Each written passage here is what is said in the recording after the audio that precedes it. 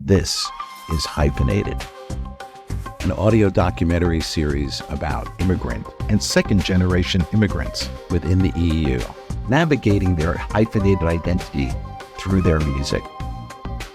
My name is Ron Deutsch. The following conversation took place at the RTVE studios in A Coruña, Spain, during the Womex World Music Convention in October 2023. It has been edited for clarity and length. Music in this episode is provided by today's artist, Jinj.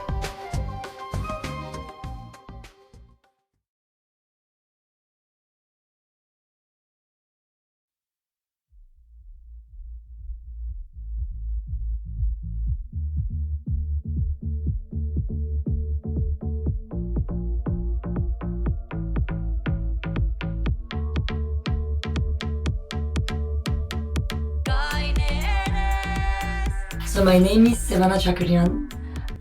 I'm born and raised in Paris, France. Lived 9 years in Armenia. I'm Armenian and French. My parents are ethnically Armenian, but my mom is born in Iran. My dad is born in Lebanon. My grandparents are born in Azerbaijan now, Turkey. It's a very big mix.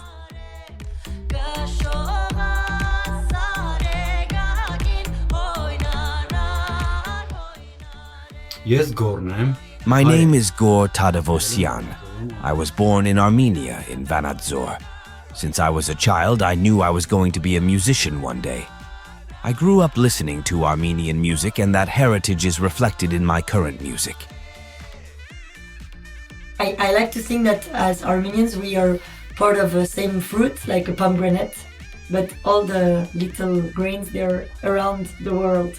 Even if God is born in Armenia, he's a descendant of genocide survivors as well, who came from the Ottoman Empire, and then they migrated the survivors to Greece and then Armenia.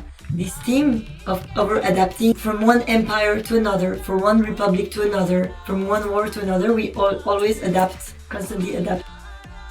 And musicians write about these things.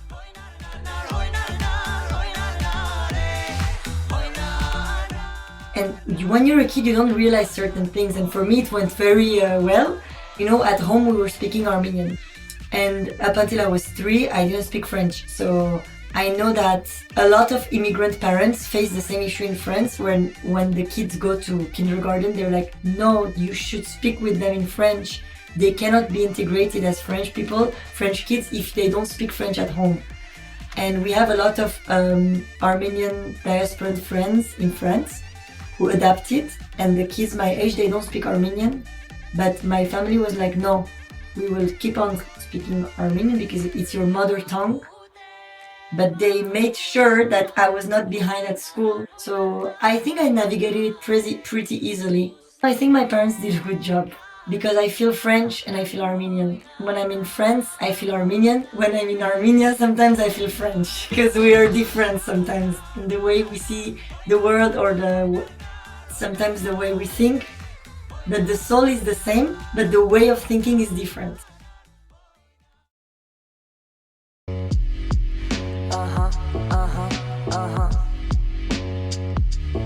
C'est comme ça. Okay, hey. It really depends on the person you have in front of you, but sometimes people don't accept you. You're asking, why do you speak Armenian? Why do you speak Armenian with your parents? Why do you speak Armenian with your sister? But for us, language was very important, and with language comes the opening to the music as well. Armenian folk music is tied to life, and there are 3 themes that are very common. It's the themes of love, of course, the themes of nature, and exile. And this is linked to our history. So I went to Sorbonne to do musicology. I was in the very classical, but I've never been a classical person. For me, it was more playing with people, improvising. And then my friends and I started playing more folk. When I graduated, I was working at the Philharmonie of Paris, but I felt like I'm in a square. And then that summer I volunteered in Armenia in a music festival, and it was the exact opposite of not square, no structure at all. So it's another extreme, but that's what I needed. So then I moved to Armenia. Like, you know, when you grew up in the diaspora, you have this idealized image of what Armenia is. You put the poster of the Mount Ararat, which is a symbol of Armenia. But no, it's a real place with people, and it's not an idealized place. First, I was developing a music education curriculum program for village schools there. So that's what was my first activity. So I went a lot into the field, villages, worked with the Ministry of Education. But then, of course, I got to meet the musicians. Then other proposition came like this. And when the war happened, I was already there. And I said, no, I'm going to stay. And that's how also I met Gor, you know. I mean, we started working together.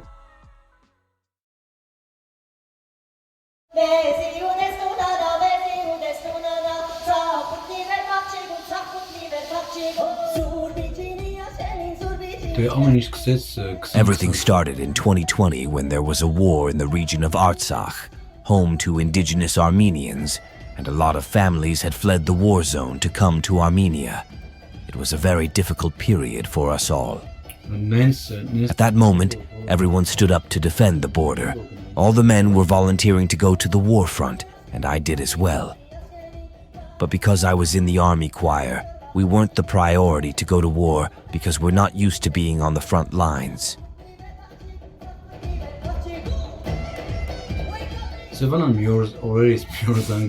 One day, Savannah called me and said, "Okay, there's all these influx of people coming from Artsakh fleeing a war zone in Yerevan. We should go and do a music workshop for them." And from that day, we started playing together. But not only playing, also being friends. We were improvising with the resources we had to do, like art therapy workshops.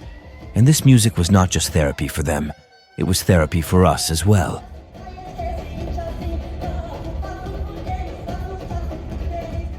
My mom wanted me to go back. My mom was calling me, come back. I'm like, no, man. Because also Yerevan is 4 hours away. It's 4 hours away. We didn't have the direct bombing. But she was like, Savannah, I know you. Like, don't you dare go to the front lines or go to the war zone. But no, we were working mainly with the families. But it was very impressive because all the country was mobilized to help in any way they can. So when I say on stage or weapon is or music, actually directly I have a story that connects me to Gor, because Gor said that he went to volunteer in war, and 2 times actually we were doing workshops, and then we were in a music school doing workshop, and then I'm like, where's Gor? And they're like, he left and he's going to volunteer for war. Twice he did this. Twice. Yes. And he didn't say bye to me, and I was like, are you crazy? What's happening? And at some point I know him. I was like, okay, do whatever you want to do. With us, do what you want to do. If you want to do it, go to the war, go to the war. But honestly, I think you would be more useful playing music for the kids than like holding a gun and trying to shoot, because that's not you. Yeah, your weapon actually is music. Like, that's what we do. And especially with these kids who are away from their fathers, from their brothers, because all the men are doing war. We also need to have male figures to visit them. And I think God was very important. It was very important that he was there. And I just said like this, like, I tried to be very detached, like, yeah, I think you'd be better. But I think you also realized, he realized that yes, it would be better that he plays music. We are like family. Yeah, we're like family. We are trying to do the best we can do for our country and for our community. We are musicians. I like to talk about my country. I like to bring people to dance together under the beats of my country.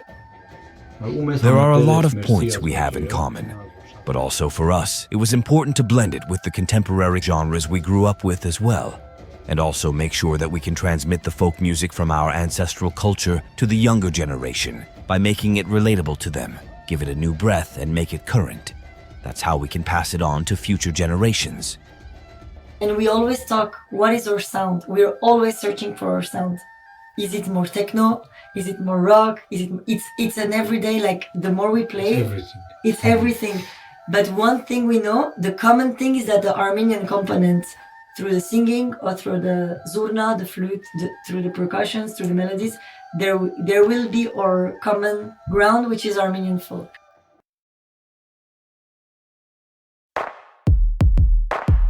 Cheat code, motherland, cheat code. Je fais mes bails en son, t'as vu, je suis pas trop dispo. Non, non. Non, non. Actually, last year came to France. I was supposed to stay 2-3 weeks, and then there was bombing again. And after everything we went through with Gor, I was like, I don't want to go back, because I know if we go back, we're gonna get into this world again. And it took a really big toll on our mental health as well. We had a very chaotic life, and I didn't want to. I started therapy after, and I didn't want to go back again in that. And my therapist is from Armenia, and I was talking to her about this. And I said, I feel a little guilty that I don't want to come to Armenia now. And she was like, well, it makes sense that maybe if you're trying to find inner peace, you should stay for now in a country where there is peace also. So I felt like I needed to take a little distance. For me now, being in France, I think it's important to have distance so I can be even stronger to find a better way to help or to be present for my country.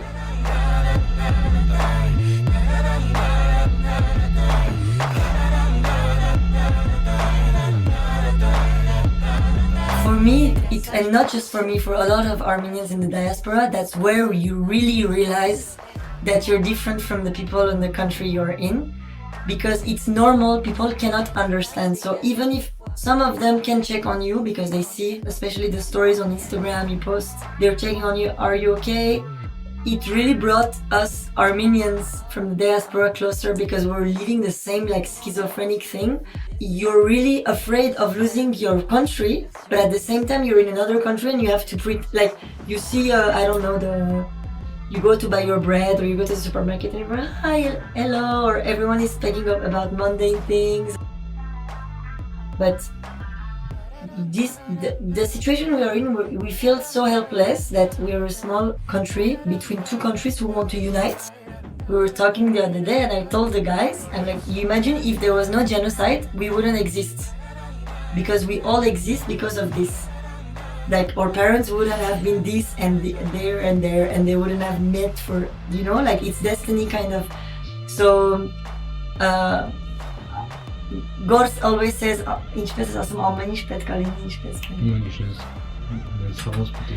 everything is the way it should be. We come from a very small corner of the world, but when we play music from the soul, it can touch everyone from the US to Japan to Senegal. Also, as musicians, our goal is also to create bridges with the world, with other musicians, to bring a piece of our land somewhere, and also to absorb what's there, meet other musicians, meet the audience, and become inspired from the world to also bring fresh air to our culture. And the music is helping.